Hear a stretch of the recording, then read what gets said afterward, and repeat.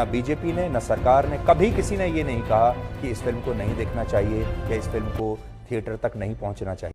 Welcome दोस्तों, इस video में बात करेंगे सोशल मीडिया की वायरल खबरें जुड़ी हुई हैं पठान से। जी हाँ, पठान की तरफ से जो अपडेट है शेयर करेंगे, किस तरीके से अभी भी बहिष्कार हो रहा है। सुधीर चौधरी ऐसा कुछ बोल गए, बाद में लोगों ने धर दबोचा। सुरेश चौहान की कुछ अलग ही गीत गाने में लगे हुए हैं। कंगना रनावत ने एक नया शोशा छोड़ दिया है। अडानी के हवाले से अपडेट है कि एनडीटीवी किस तरीके से रिपोर्ट कर रहा है, कौन क्या कह रहा है और सोशल मीडिया पर क्या कुछ चल रहा है, सारी अपडेट इस वीडियो में शेयर करने वाले हैं आपके साथ। सबसे पहले शुरुआत करेंगे कि पठान के आंकड़ों पर बड़े सवाल खड़े हो रहे हैं। पहले तो बेशरम रंग गाना बाइकआउट कर दो, फिल्म बाइकआउट कर दो, पिक्चर अच्छी नहीं है, आईएसआई का कनेक्शन कैसे दिखाया है, ये सब कुछ चला। उसके बाद अभी ये चल रहा है कि आंकड़े ही फर्जी हैं। जी हाँ, इसका भांडाफोड़ किया जा रहा है और बताया जा रहा है कि जो आंकड़े शेयर किए जा रहे हैं वो गलत है। कहीं ये बताया जा रहा है कि मुस्लिम नेता ही टिकट्स खरीद रहे हैं और फ्री में बांट रहे हैं। शेयर करेंगे क्या पूरा मामला है। आपकी स्क्रीन पर बताया जा रहा है कि किसी भी अफवाह में ना आए। पठान फिल्म का हाल वही हुआ है जो हकले का अमेरिका एयरपोर्ट में हुआ था। क्या हाल हुआ है आपको बताते हैं। आपकी स्क्रीन पर रिपोर्ट के मुताबिक पठान ने 300 करोड़ पार कर लिए हैं अभी तक। इसी बीच ध्रुव राठी ने एक रिएक्शन दिया है जिसके अंदर आप देख सकते हैं ध्रुव राठी कह रहे हैं कि 3 दिनों में 300 करोड़ पार हो गया बाइकआउट। और बताया जा रहा है कि तीसरे दिन भी उसने रिकॉर्ड तोड़ दिया है। और यह भी बताया जा रहा है कि वीकेंड के एंड तक पिक्चर 500 करोड़ कमा लेगी।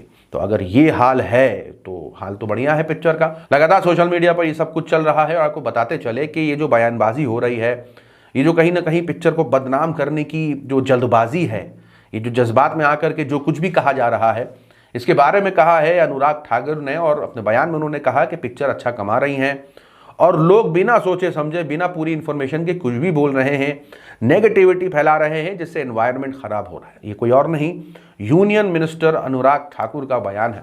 लेकिन लगातार वही काम हो रहा है जिसकी चर्चा सोशल मीडिया पर तो हो ही रही है।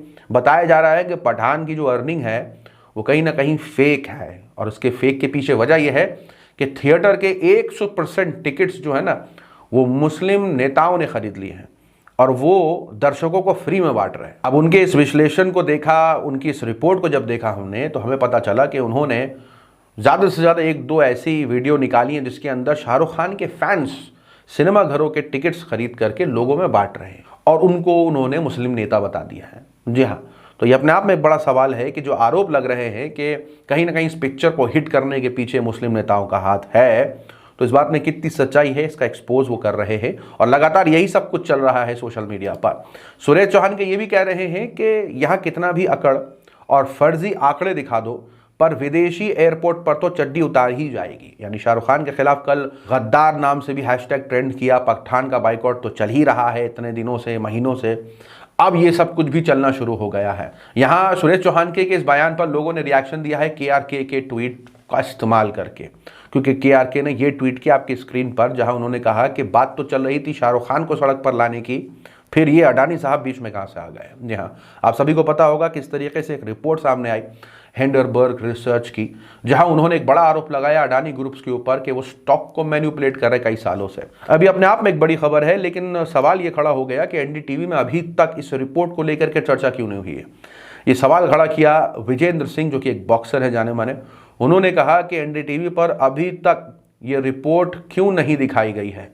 लोग काफ़ी निराश हो गए क्योंकि एनडीटीवी से उम्मीदें थी, लेकिन जब रवीश कुमार ने एनडीटीवी से इस्तीफा दे दिया तो समझ आ चुका था कि उन्होंने इस्तीफा दिया है तो कुछ बड़े बदलाव हो सकते हैं चैनल के अंदर, और वही सब कुछ देखा जा रहा है। लोगों ने लिखा कि बड़े दुख के साथ ये कहना पड़ रहा है कि एनडीटीवी भी दूसरा गोदी मीडिया बन गया है। लेकिन जिस तरीके से बाकी गोदी मीडिया के अंदर पठान पिक्चर को लेकर के चर्चा हो रही है, सुधीर चौधरी ऐसी बात कह गए जिसके बाद हमें भी रिसर्च करना पड़ गया कि कहीं हमें गलतफहमी तो नहीं हो गई। सुधीर चौधरी कह रहे हैं कि कभी सरकार या बीजेपी ने ऐसा नहीं किया कि पिक्चर को ना देखें।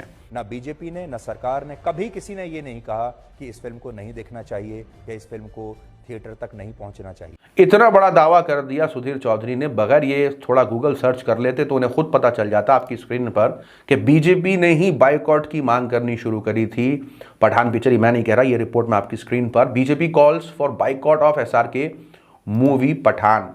उत्तर प्रदेश के बीजेपी एक्टिविस्ट की तरफ से भी पठान को लेकर के बाइकआउट की बात करी गई थी। महाराष्ट्र के अंदर भी बीजेपी नेता ने पठान पिक्चर को लेकर के वार्निंग दी थी। अब अगर ये बीजेपी की तरफ से मना करना नहीं है तो फिर क्या करना है, सुधीर चौधरी इसका जवाब दें। साथ ही साथ कंगना रनावत ने पहले दिन तो पठान की तारीफ कर दी, उसके बाद जब उन्हें होश आया अरे मेरा काम तो कुछ और था, तो अचानक से वो आए और उन्होंने कहीं ना कहीं पेश किया जो वो हमेशा से पेश करती हैं। और अभी कुछ घंटे पहले उन्होंने एक ट्वीट किया जिसके अंदर उन्होंने चेतावनी दी है बॉलीवुड वालों को और कहा है कि ये नैरेटिव बनाने की कोशिश मत करना कि हिंदू हेट से तुम सफ़र कर रहे हो। अगर मैंने ये लफ्ज़ सुन लिया कि ट्रंप ओवर हेट, तो फिर तुम लोगों की क्लासें लग जाएंगी। अपने सक्सेस को एंजॉय करें, पॉलिटिक्स से दूर रहें। तो कंगना रनावत का कहने का मतलब है कि ऐसा नहीं है कि हिंदू हेट से गुजर रहा है बॉलीवुड। लेकिन अगर आपको मैं रिपोर्ट बताऊं कि 2 दिन पहले जब पठान का बहिष्कार हो रहा था सिनेमाघरों के बाहर में, तो कुछ लोगों ने प्रॉफिट के बारे में आपत्तिजनक नारे भी लगाए। अब सवाल ये खड़ा होता है कि पठान का और प्रॉफिट मोहम्मद का आपस में क्या नाता है।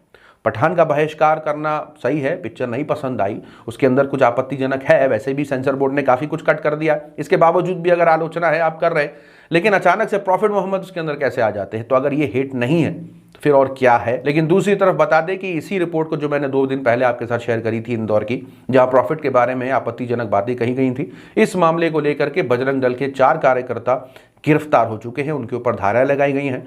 रिपोर्ट के मुताबिक ये भी बताया जा रहा है कि उनके खिलाफ कार्रवाई की मांग करने वाले लोगों के ऊपर भी एफआईआर दर्ज हुई है। जी हाँ, जो मुस्लिम समुदाय सड़क पर उतरा, मांग कर रहा था कि प्रॉफिट के बारे में जो आपत्तिजनक लफ्जों का इस्तेमाल किया गया है ये बर्दाश्त नहीं किया जाएगा। जो इस बात की मांग कर रहे थे उनके ऊपर भी मामला दर्ज हो गया है।